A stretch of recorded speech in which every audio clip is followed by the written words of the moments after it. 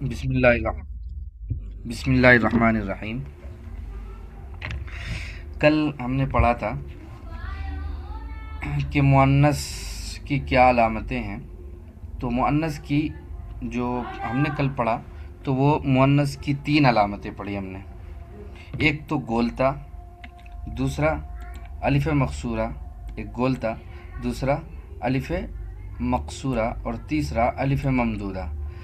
مؤنث ہونے کی اصل میں یہی 3 علامتیں ہیں۔ یہ 3 علامتیں جو ہیں مؤنث ہونے کی، یہی 3 علامتیں ہیں۔ اس کے علاوہ مؤنث ہونے کی کوئی علامت نہیں ہے۔ تو جس اسم میں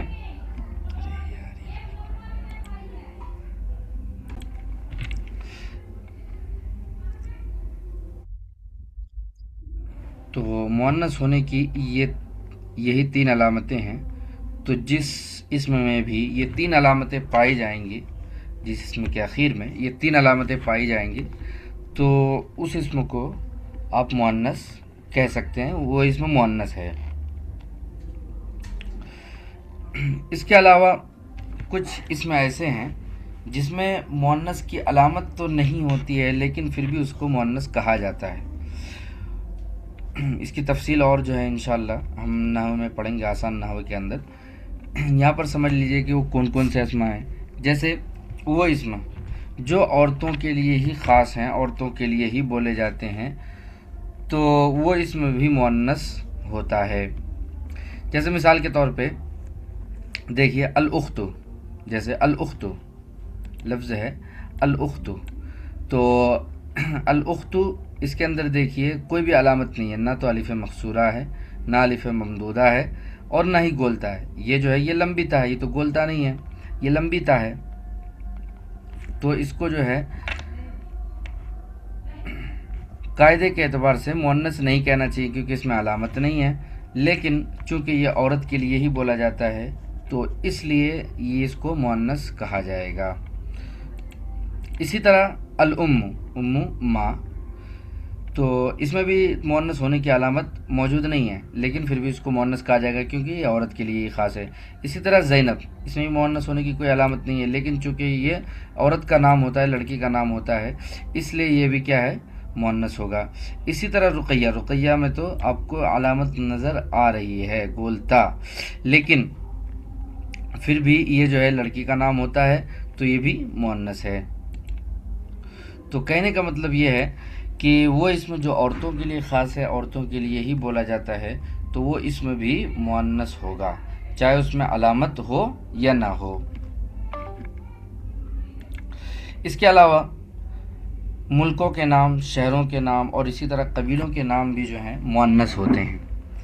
کسی بھی دیش کا نام ہو، کسی بھی ملک کا نام ہو، وہ مؤنث ہوتا ہے۔ جیسے مثال کے طور پہ ہم کہتے ہیں انڈیا، پاکستان، بنگلہ دیش، مصر، شام، سعودی عرب، تو یہ سب کیا ہے، یہ سب ملکوں کے نام ہیں، یہ مؤنث ہوتے ہیں۔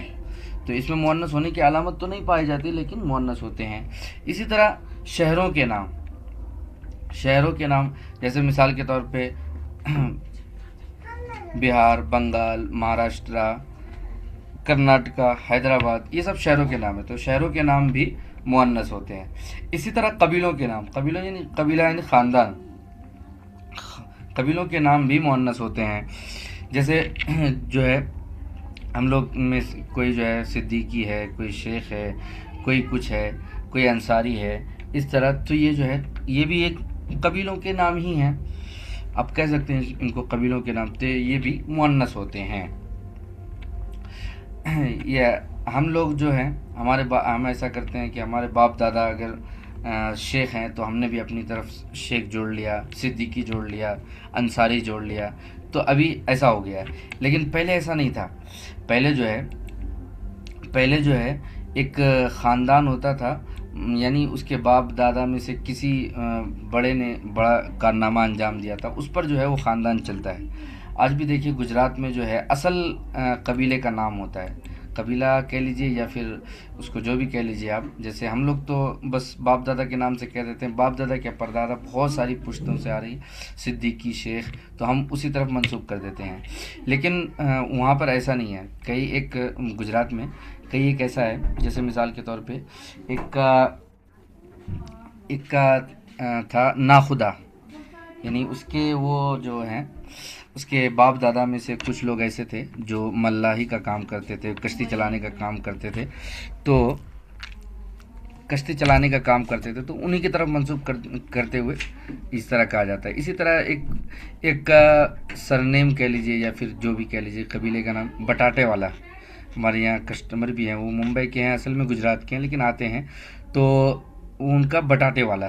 بٹاٹا جانتے ہوں گے آپ، آلو کو کہتے ہیں بٹاٹا گجرات میں، تو بٹاٹے والا. تو ان کے باپ دادا میں سے کوئی بھی جو ہے پہلے آلو بیچتے ہوں گے تو ان کی طرف منسوب کرتے ہوئے بٹاٹے والا. تو یہ جو ہے وہاں پر جو ہے ابھی کے دور میں وہاں کا قبیلے کا نام جو ہوتا ہے اصل ہوتا ہے، وہ لوگ جو ہیں چھوٹے چھوٹے قبیلے کے حساب سے وہ کرتے ہیں. تو خیر قبیلے سے مراد کیا ہے؟ خاندان، جس کو ہم شیخ کہتے ہیں، صدیقی کہتے ہیں، تو یا انصاری کہتے ہیں. یہ بھی کہہ سکتے ہیں کہ قبیلے کا نام ہے، لیکن اصل قبیلے کا نام وہ نہیں ہوا. اصل قبیلے کا نام جو ہے عرب میں جو چلتا تھا وہ اس طرح کا قبیلہ مراد ہے. جیسے مثال کے طور پہ اہل عرب میں چلتا تھا قریش ایک خاندان تھا اور معزز خاندان تھا، آپ نے سیرت میں بھی پڑھ رکھا ہے، تو معزز خاندان تھا. اسی طرح اوس بھی ایک عرب میں ایک قبیلہ ہوتا تھا. اسی طرح خزرج بھی جو ہے عرب میں ایک قبیلہ تھا. تو قرآن میں اللہ تعالیٰ فرماتے انا خلقناکم من ذکر و انثی وجعلناکم شعوبا وقبائل لتعارفوا، کہ ہم نے قبائل اسی لیے بنائے ہیں تاکہ تم آپس میں ایک دوسرے کو پہچان سکو. سمجھ میں گئے؟ لیکن آج تو بہت بڑے بڑے قبیلے ہوتے ہیں، جیسے انصاری ہو گیا یا شیخ ہو گیا، بہت بڑے بڑے ہیں.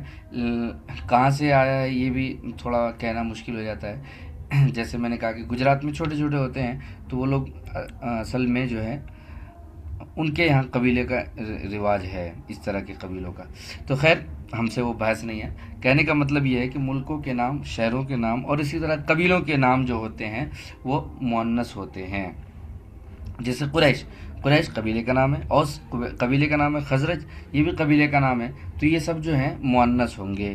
تو ان سب میں دیکھیے شہروں کے نام کے آگے یا پھر ملکوں کے نام کے آگے یا ملکوں کے نام کے آخر میں یا پھر شہروں کے نام کے آخر میں، اسی طرح قبیلوں کے نام کے آخر میں جو ہے مؤنث کی علامت نہیں ہوتی ہے، لیکن پھر بھی جو ہے وہ مؤنث کہلائے گا.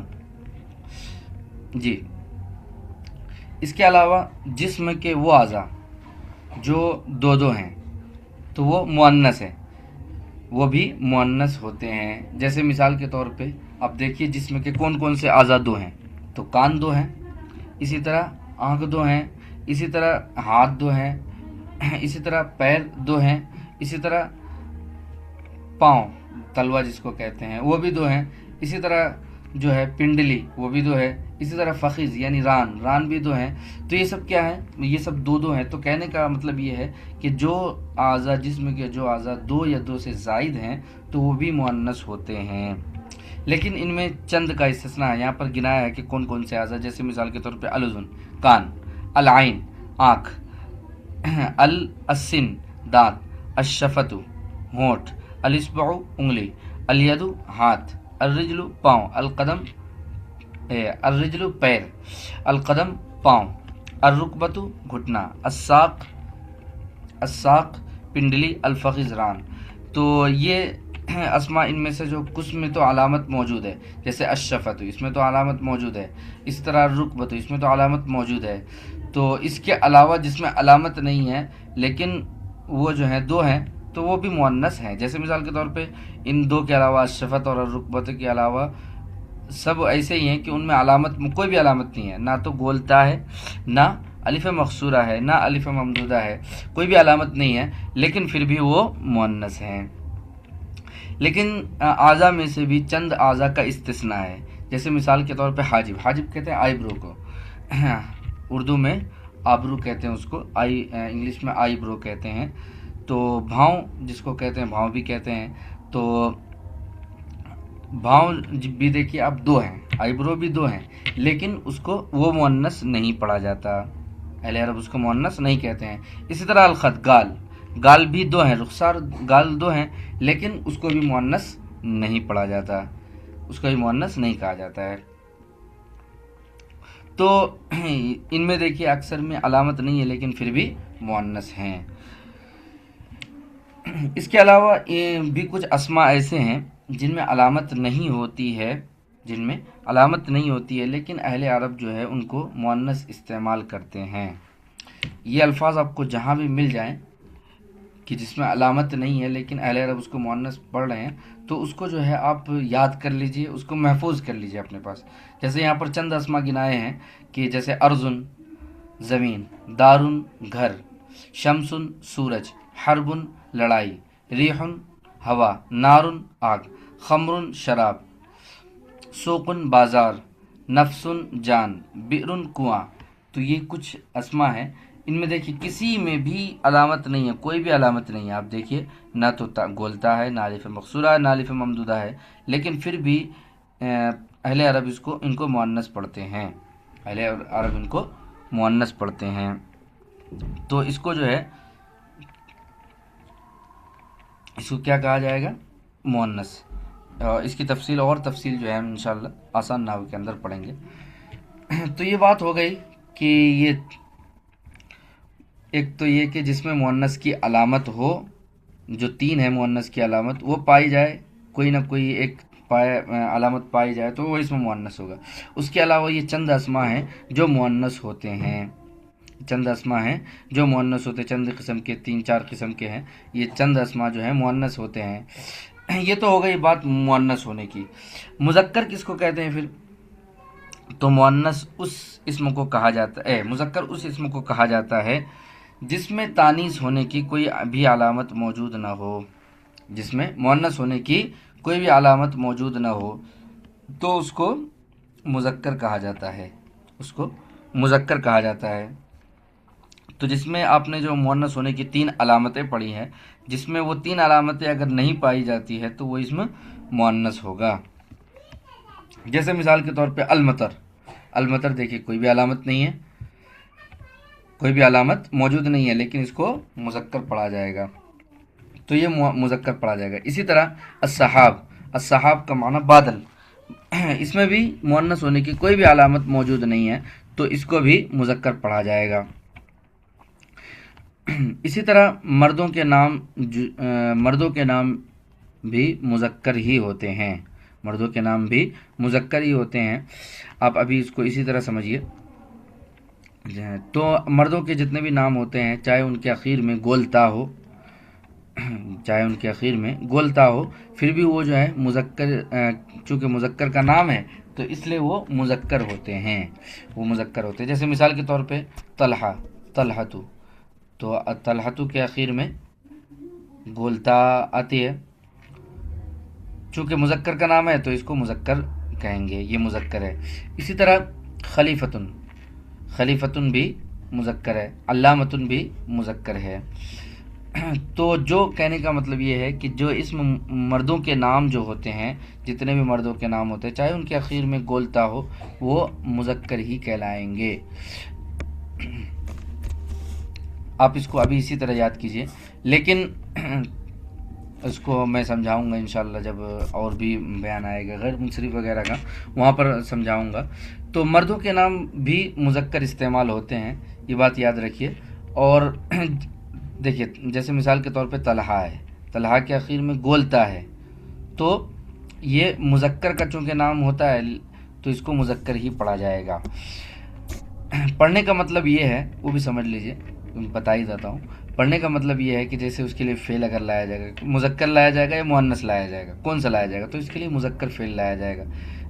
इसी तरह उसकी ज़मीर लाई जाएगी तो कौन सी ज़मीर लाई जाएगी, ये ज़मीर जो लाई जाएगी मुज़क्कर की ज़मीर लाई जाएगी, चूँकि मुज़क्कर का नाम होता है, मुअन्नस की ज़मीर नहीं लाई जाएगी।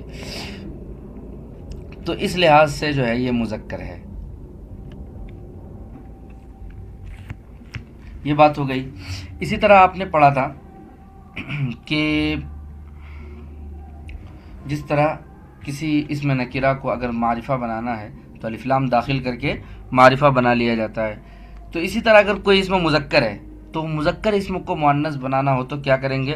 تو مذکر اسم کو مؤنث بنانا ہو تو آخر میں گول تا لگا دیجئے تو مؤنث بن جائے گا۔ کوئی اسم مذکر ہے، مذکر اسم کو اگر مؤنث بنانا ہو تو اس کے آخر میں گول تا لگا دیجئے تو وہ اسم مؤنث بن جائے گا۔ جیسے مثال کے طور پہ الساجد، ساجد لفظ ہے تو ساجد کا مؤنث بنانا ہے تو آخر میں گول تا لگا دیجئے تو ہو جائے گا ساجدہ، ہو جائے گا ساجدہ، تو یہ مؤنث ہو جائے گا۔ اسی طرح الصائم، صائم کا معنی روزے دار ہوتا ہے، تو اس کو مؤنث بنانا ہے تو اس کے اخیر میں گول تا لگا دیجئے الصائمہ ہو جائے گا تو غیر منصرف ہو جائے، یہ مؤنث ہو جائے گا۔ تو کہنے کا مطلب یہ ہے کہ اگر کوئی اسم مذکر ہے اور اس کو مؤنث بنانا ہے تو اس کے اخیر میں گول تا لگا دیجئے تو وہ مؤنث بن جائے گا۔